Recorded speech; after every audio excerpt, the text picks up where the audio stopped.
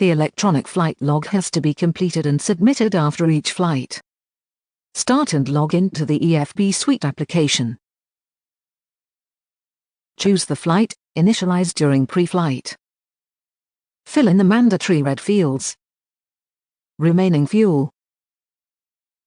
Block and flight times. Number of landings, if more than one.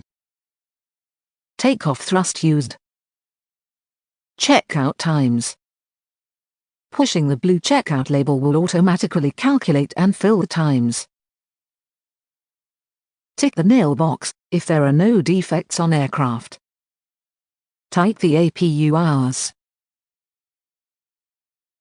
If the flight had been delayed, the reason and delay time must be specified.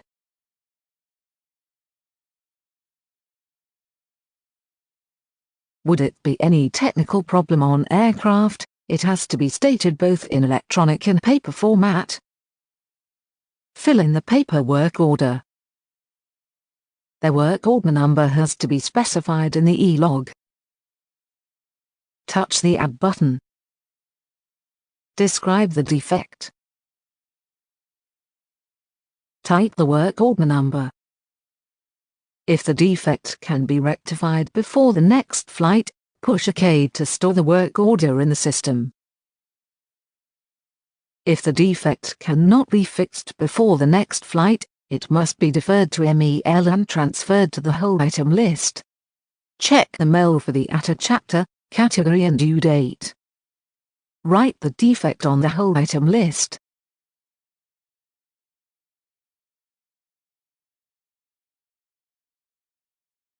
Record in the work order the hill page, line, MEL item number and category, then sign. The photos of signed work order and hill has to be emailed to the company maintenance coordinator. If the defect has been transferred to the hold item list, tick the box Add to Hill. Insert the MEL code.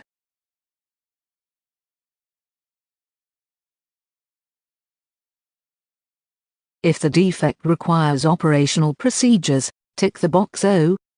If the defect requires maintenance procedures, tick the box M. Select the due date as found in MEL. Push OK to confirm. The appropriate message box will confirm transfer to Hill. The anti-icing data has to be entered, with the aircraft being treated before the flight. Enter the start time of anti-icing.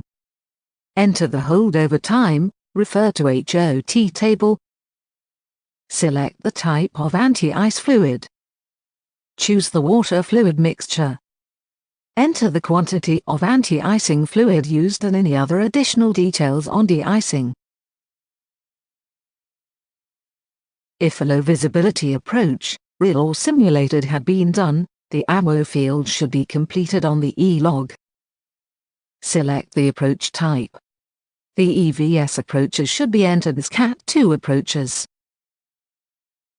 Select the result of approach. Simulated, real, and successful, unsuccessful.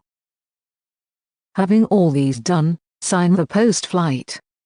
Push the button, enter username and password, hand sign, then push send.